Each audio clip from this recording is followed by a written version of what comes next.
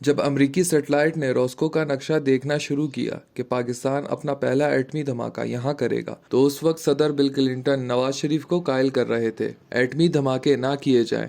انہوں نے دھماکہ نہ کرنے کے بدلے میں ایک بہت بڑا مالی پیکیج دینے کا وعدہ کیا، لیکن نواز شریف اور ان کے بڑے نہ مانے کیونکہ وہ بھارتی دھماکوں کا جواب دینا چاہتے تھے، اور یہ ایک سیاسی فیصلہ تھا۔ بل کلنٹن نے یہ بھی سمجھانے کی کوشش کی تھی کہ ایٹمی دھماکوں سے بالآخر پاکستان کو ہی نقصان ہوگا اور اس کے معاشی فوائد نہیں ہوں گے۔ یہ بھی سنا ہے کہ امریکی صدر نے پاکستان کی سیکیورٹی کی ضمانت دینے کی بھی یقین دہانی کروائی تھی، لیکن سب کچھ سودبے ثابت ہوا اور پاکستان نے 28 مئی 1998 کو 6 ایٹمی دھماکے کر دیے۔ دھماکوں سے قبل وزیر اعظم نواز شریف نے وفود بھیج کر پاکستان کے چند سیاسی رہنماؤں کو اعتماد میں لیا تھا۔ سوائے سردار عطاءاللہ خان مینگل کے کسی نے بھی ایٹمی دھماکوں کی مخالفت نہیں کی۔ جب وفاقی وزیر مشاہد حسین نے سردار صاحب سے کراچی میں ملاقات کی تو پریس کے سامنے انہوں نے کہا کہ ایٹمی دھماکوں کا فیصلہ ہو چکا ہے، ہمیں صرف بیوقوف بنایا جا رہا ہے۔ عین اس وقت بلوچستان میں سردار اختر مینگل اپنی مخلوط حکومت چلا رہے تھے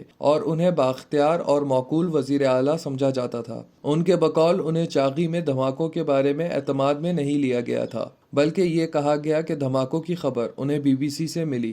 عجیب بات تھی کہ دھماکوں سے کم از کم 3 دن پہلے کوئٹہ سے تافتان جانے والی RCD شاہراہ ہر قسم کے ٹریفک کے لیے بند کی گئی تھی۔ صرف سیکیورٹی ادارے نقل و حمل کر سکتے تھے۔ سوال پیدا ہوتا ہے کہ ایک بین الاقوامی شاہراہ بند کرنے کی اطلاع سے بھی وزیر اعلیٰ بے خبر تھے۔ دھماکوں کے بعد اختر مینگل پہلے شکار بنے کیونکہ وزیر اعظم سے کہہ دیا گیا تھا کہ پاکستان کی تاریخ کے سب سے بڑے واقعے کے بعد بلوچستان میں ایک ایسی محب وطن حکومت کی ضرورت ہے جو ریاست، اس کے نظریے اور مفادات کو مقدم جانتی ہو۔ چنانچہ مینگل حکومت گرا دی گئی۔ 28 مئی کو جس دن دھماکے وقوع پذیر ہوئے، پنجاب کے حالات دیدنی تھے۔ لوگ سڑکوں پر آ کر محور کسان تھے اور انہیں یقین ہو چکا تھا کہ اب پاکستان ناقابل تسخیر ہو چکا ہے، لیکن لاہور سے 2000 کلومیٹر دور موت جیسی خاموشی طاری تھی۔ دور دور تک گرد و غبار کے سوا کچھ دکھائی نہیں دیتا تھا اور راسکو کا عظیم پہاڑ ہمیشہ ہمیشہ کے لیے مر چکا تھا۔ اس پورے خطے کا ایکو سسٹم بدل چکا تھا۔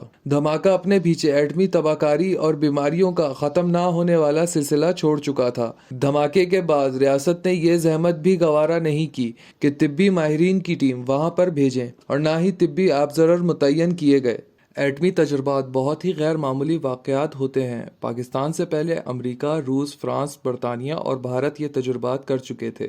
بھارت کی وزیر اعظم اندرا گاندھی نے 1974 میں راجستھان کے صحرا میں پہلا ایٹمی تجربہ کیا تھا۔ اس وقت ذوالفقار علی بھٹو وزیر اعظم تھے۔ دھماکہ بھلوا بن کر ان پر گرا اور انہوں نے اعلان کیا کہ پاکستانی قوم گھاس کھائے گی لیکن ایٹم بم ضرور بنائے گی۔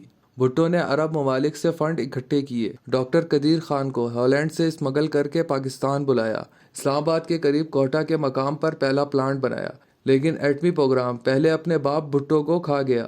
انہیں اس جرم کی پاداش میں جنرل ضیاء الحق نے 4 اپریل 1979 کو تختہ دار پر لٹکا دیا، لیکن ضیاء الحق نے یہ پروگرام جاری رکھا۔ 1988 میں اس کا کولڈ ٹیسٹ ہونے کے بعد ایٹم بم ضیاء الحق کو کئی سینئر جنرلوں کے ساتھ کھا گیا۔ نواز شریف نے اپنے 23 ایٹمی دھماکے کر کے تاریخی کارنامہ انجام دیا تھا، لیکن 12 اکتوبر 1999 کو ایٹم بم اپنے بیٹے کو بھی ہڑپ گیا۔ چاغی دھماکوں کے بعد جنرل مشرف یہ سمجھتے تھے کہ اب پاکستان ناقابل تسخیر ہو چکا ہے، اس لیے سری نگر پر قبضہ کرنا بہت آسان ہے۔ چنانچہ انہوں نے اپنے گوریلے دستے کارگل بھیج دیے، لیکن کارگل میں ایٹم بم کام نہ آیا۔ جنرل مشرف کو لینے کے دینے پڑ گئے اور جنرل مشرف کو جان بچا کر بھاگنا پڑا۔ نتیجے میں انڈیا نے کارگل پر ہمیشہ کے لیے قبضہ کر لیا۔ ایٹم بم نے جنرل مشرف اور نواز شریف کے درمیان اختلافات پیدا کر دیے، جس کا نتیجہ 12 اکتوبر کی فوجی بغاوت کی صورت میں نکلا۔ شکر ہے کہ نواز شریف بھٹو جیسے پاگل نہیں تھے، ورنہ جنرل مشرف کے ہاتھوں ہائی جیکنگ کیس میں پھانسی چڑھ جاتے۔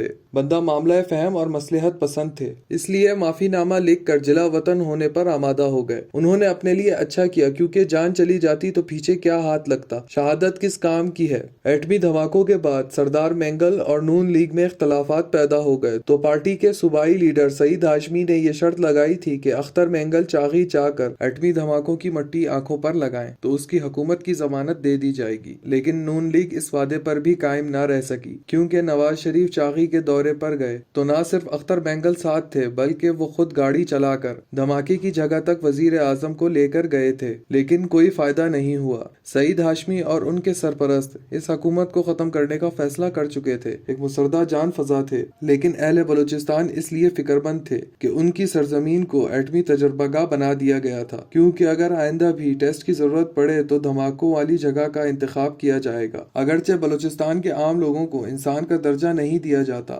لیکن پھر بھی کینسر اور جو دیگر خطرناک امراض پھیل گئے وہ نسلوں کو تباہ کرنے کے لیے کافی ہے۔ وہ جانتے تھے کہ ان کا وطن ایک تجربہ گاہ بن چکا ہے۔ 1973 میں سنمیانی کو خالی کروا کر وہاں بھی میزائل ٹیسٹ کرنے کا رینج بنایا گیا تھا، جبکہ کوہ سلیمان میں آبادیوں کے قریب یورینیم کی کانکنی کی گئی تھی۔ اس یورینیم کی وجہ سے لوگ بڑی تعداد میں امراض کا شکار ہوئے تھے۔ کہاں سون میانی، کہاں کوہ سلیمان اور کہاں چاغی، یعنی پورا بلوچستان نت نئے تجربات کی عامہ جگہ بن چکا، اور مستقبل میں بھی ہر طرح کے تجربات اسی جغرافیہ کے اندر بروئے کار لائے جائیں گے۔ جب کوسٹل ہائی وے بنائی گئی تھی تو لوگوں میں خوشی کی لہر دوڑ گئی تھی، یہ ترقی کی شارہ ہو گئی، لیکن ڈام سے لے کر جیونی تک تیز رفتار تجربات کی خاطر یہ ہائی وے بنائی گئی تھی تاکہ نقل و حمل تیز رفتار کے ساتھ ہو سکے۔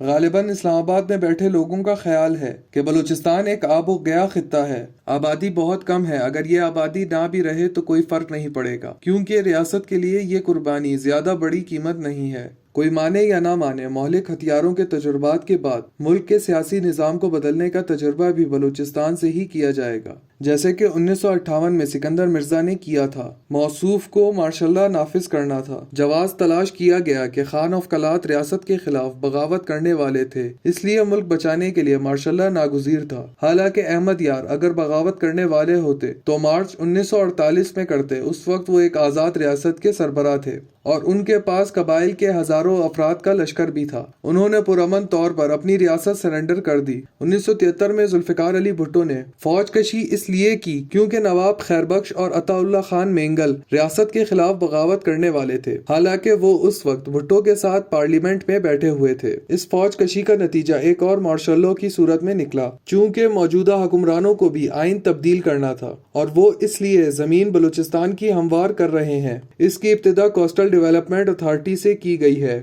کچھ عرصے بعد کیچ، گوادر، اواران اور لزبیلا کے اضلاع پر مشتمل کوسٹل ڈویژن بنایا جائے گا۔ اس کے لیے ٹھوس جواز کی تلاش کی جا رہی تھی۔ جب نئے ڈویژن کو وفاقی علاقہ قرار دے دیا جائے گا تو لازمی طور پر احتجاج ہوگا۔ عین ممکن ہے کہ اس احتجاج کو آئین کی تبدیلی کا جواز قرار دے دیا جائے گا۔